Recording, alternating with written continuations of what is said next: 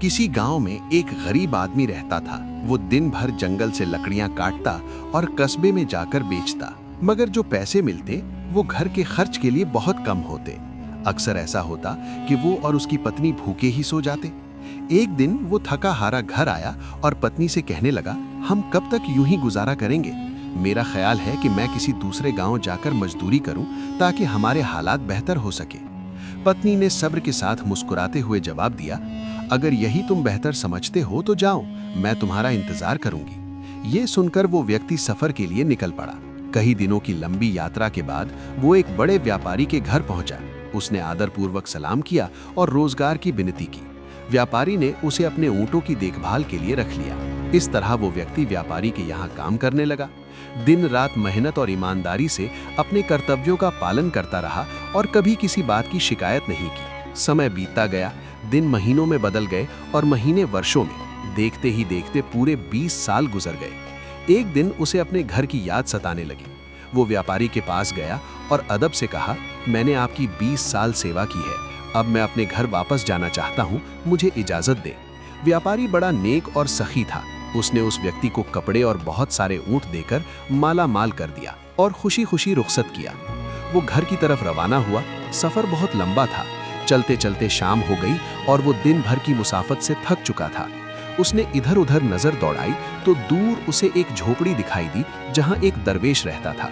उसने वहां रात गुजारने का इरादा किया।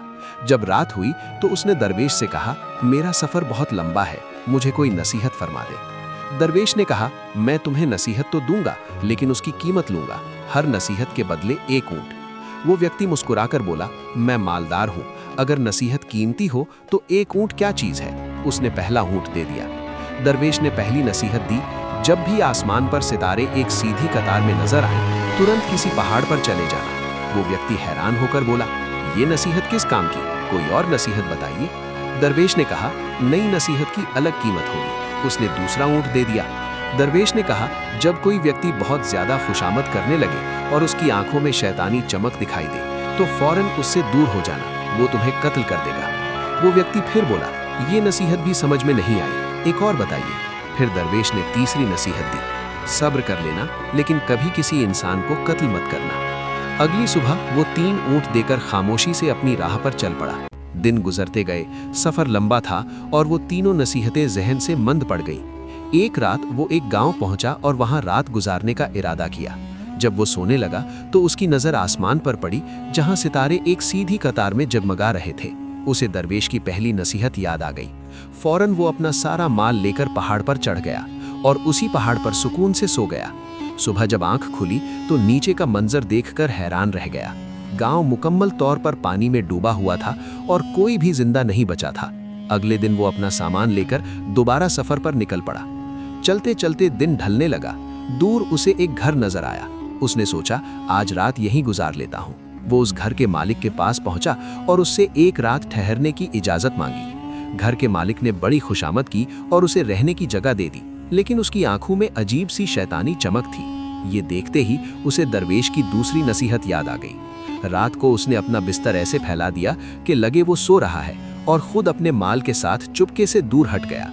कुछ देर बाद उसने देखा कि वो व्यक्ति हाथ में खंजर लिए बिस्तर पर वार कर रहा था। वो फौरन वहां से निकल गया और अपनी जान बचा ली।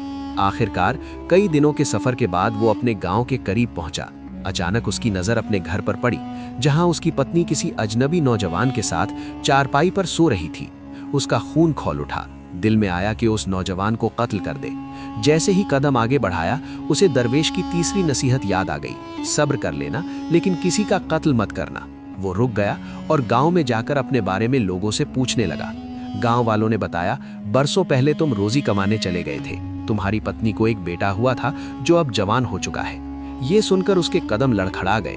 जिस नौजवान को वो कत्ल करने वाला था, वो दरअसल उसका अपना बेटा था। वो तड़पता हुआ घर पहुंचा, पत्नी और बेटे को गले लगा लिया और दिल ही दिल में शुक्र अदा किया कि दरवेश की नसीहतों ने 3 बार उसकी जान और इज्जत बचाई। अगर आपको ये वीडियो पसंद आया हो तो हमारे चैनल पैगाम-ए-औलिया को सब्सक्राइब जरूर करें।